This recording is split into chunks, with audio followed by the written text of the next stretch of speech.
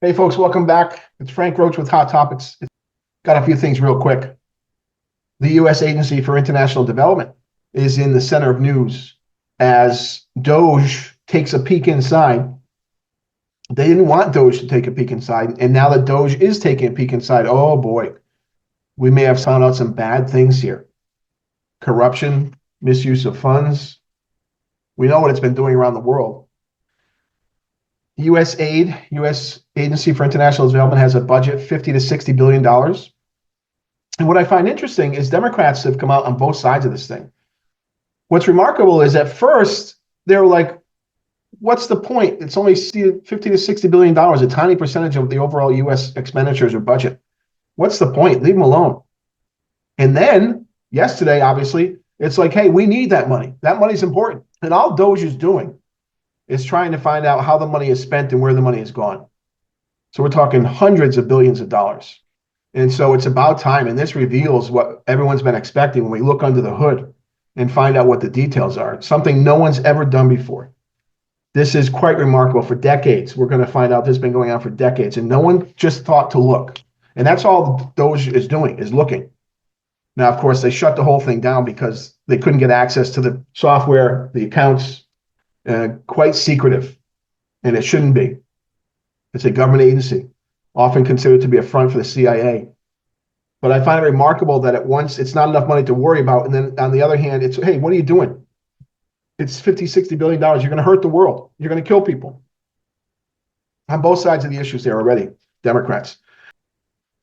The other thing I want to mention is I'm seeing increasingly articles about it's okay to be 5 minutes late to work, 10 minutes late to work, that Gen Z doesn't feel it's important to be on time for work. Well, Gen Z is making a horrible mistake. I'm a fan of flex time when it comes to working. I believe in the 40-hour work week, although 35 hours is not bad. But I believe in a flex schedule, 6 to 2, 7 to 3, 8 to 4, 9 to 5. But what's critically important for any organization, public, nonprofit, private, is that employees arrive to work on time. And it's a skill that is important for life beyond the workplace. The importance of time management and being on time is a critical part of a well-functioning society. Moreover, it indicates to an employer, a boss, a superior, commitment to the organization, the company. It reveals, first, an inability to manage your time. Second, a lack of sufficient interest in doing your job. And I believe in flex time. I believe in letting workers out early if their work is done. No question about it. It's great for morale. My work is done. There's no point in me being here. Boss, can I go home? My commute will be easier. I'll be less stressed out. But if you're going to have a flex schedule, whether it's flex in terms of when you arrive and when you leave, or flex in terms of you may leave early if your work is done, the bottom line is you must be to work on time. People that don't get to work on time send a negative message. Moreover, it's blatantly unfair and an offense to those who do get to work on time. So I would urge all my boomer, Gen X, millennials to encourage our fellow Gen Zers to get your butts to work on time if you want to have a successful career. Productivity matters. Efficiency matters. Being there for your customers and clients matters. And so I think Gen Z is on a wrong path here. Get your butts to work on time, period. We've been doing it for decades and decades and decades. We manage it all the time. Now, are there times when you're going to be late? Is there traffic problems? Do you have a car problem? Does your battery go dead? Are you sick? Do you have a child? There's plenty of reasons why one might be late from time to time to work. You call your boss, you call your manager. This is what happened. I apologize. I'm going to be late to work. Anyway, time management is important. Being to places on time is important, especially if you're employed by someone. P.S. The best way to arrive on time? Arrive early. All right, the other story that got my attention today was I saw this article in the New York Post today on the south grounds of the White House, 18 acres of the White House property. Someone decided they're going to climb over the black fence in front of the White House. This man clad in black before climbing over the chain barrier and then the white ballard barrier and then over the ballards, and then climbing up the black fence, what is a 12 or 15-foot fence that surrounds the White House. Moron, of course. What's intriguing me, though, is how there was a police officer. I don't think it was Secret Service. You can see a police officer standing in the foreground watching this man climb the fence. This police officer made no effort to stop this man from climbing the fence, and the police officer was right there. And again, I believe it's a police officer. I don't believe it's a Secret Service person. The guy is standing with his hands in his pockets as this guy tries to get over the fence. Stunning. Now, the man was not successful.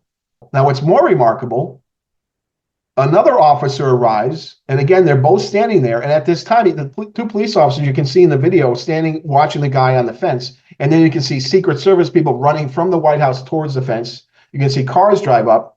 You can see snipers on the roof of the White House, well clued into what this guy's doing.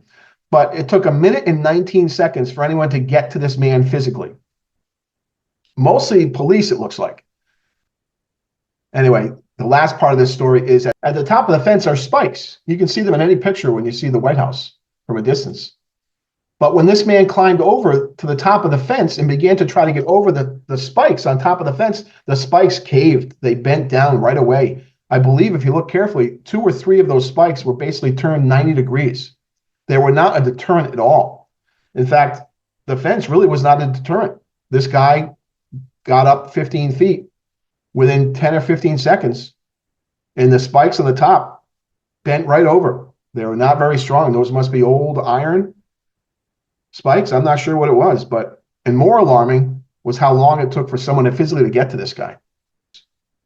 New York State has a special election because Elise Stefanik is going to leave her 21st congressional seat and move to the UN. And so that seat is open. And by law, the state of New York has 90 days to call a special election once the vacancy has been declared. And unfortunately, just like Democrats are wont to do from time to time, Democrats are going to ignore the law. Democrats are going to slow down the process of reseating a representative in the 21st district, knowing full well a Republican will be elected in that district, in order to complicate President Trump's agenda in Washington and diminish the majority gap that the Republicans have over the Democrats in the House. Governor Hochul met with Hakeem Jeffries, apparently, I'm hearing yesterday in New York City over a meal at a restaurant to discuss how to slow things down. Now, Republicans in New York have already pledged to sue Democrats if they try to change state election law. As you probably know, the New York State legislature is dominated by Democrats, and they're the ones pushing for the pause. Hochul said she'll consider it. And so much for the rule of law, so much for the importance of democracy, so much for the importance of elections. Not surprising, Republicans are blasting the governor for even considering this. All right, that's all I have for you today. Always try to buy American.